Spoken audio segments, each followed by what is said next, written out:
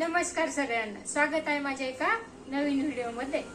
तर चला आता बाकीची कामं आवरून झाली आहे, बाकीचे धुणं भांडी बाकीचे आवरलंच आहे, फरशी पण पुसून झाली माझी। आता स्वयंपाकाला सुरू करायचंय, तर म्हटलं आता व्हिडिओ बनवावा। चला मी आज करणार आहे तुरीच्या घुगऱ्या। तर तुरीच्या घुगऱ्या करायसाठी मी काय काय घेतलंय चला मी तुम्हाला दाखवते। तर इकडे तुरीच्या घुगऱ्या बघा, ह्या वाळलेल्या तुरी मी रात्री भिजत ठेवल्या होत्या।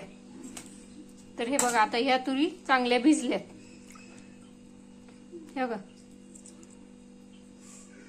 आता याला आपल्याला कुकर मध्ये 2 शिट्ट्या देऊन घ्यायच्यात। आणि शेंगदाणे घेतलेत थोडेसे भाजून। शेंगदाणे आपल्याला शेंगदाण्याची साल काढून मिक्सर मधून वाटून घ्यायचे। लसूण घेतलाय, लसूण पण सोलून बारीक चिरून घ्यायचंय। सगळ्यात आधी तुरी शिजायला ठेवूया कुकर मध्ये। इकडे मी कुकरला झाकण लावून तुरी शिजायला ठेवलेत। याला आपण 2 शिट्ट्या देऊन घेऊया। तोपर्यंत मी शेंगदाणे सोलून मिक्सर मध्ये टाकलंय, याला चांगलं बारीक वाटून घ्यायचंय थोडंसं पाणी टाकून। इकडे मी थोडासा लसूण पण सोलून बारीक कापून घेतलाय।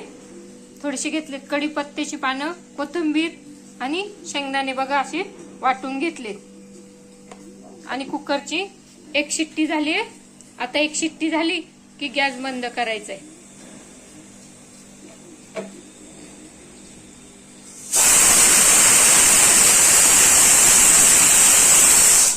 आता गॅस बंद केलाय मी। कुकर थोडासा थंड झाला की मग आपण भाजीला फोडणी देऊन घेऊया। कुकर आपला थंड होतोय तोपर्यंत मी बाजारातून काल भाजी आणली होती, मेथीची भाजी आणि कोथिंबीर। तर तोपर्यंत मी ह्या भाज्या जरा निवडून घेते। भाज्या निवडून होतात तोपर्यंत कुकर पण थंड होतोय। मी भाज्या आणल्या की नेहमी निवडून साफ करून ठेवते फ्रीज मध्ये। मी आता या भाज्या निवडून घेते। तुरीच्या घुगऱ्या आपल्या शिजल्यात, आता मी ह्या काढून घेते ह्याच्यात। तुम्हाला एक दाखवते, घेऊन थांबा। बघा कशा शिजल्यात छान। आता मी याच्यात काढून घेतल्यात।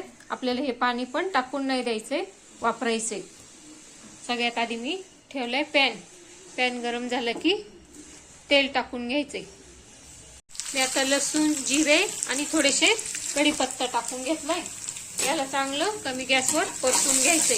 लसूण चांगला क्रिस्पी होईपर्यंत परतून घ्यायचंय 2-3 मिनिटं।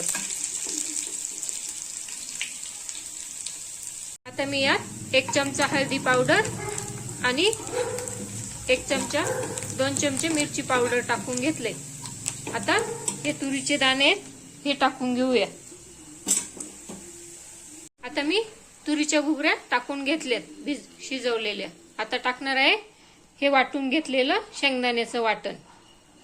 आता मी वाटलेले शेंगदाणे पण टाकून घेतलेत आणि आता चवीनुसार मीठ टाकणार आहे थोडंसं।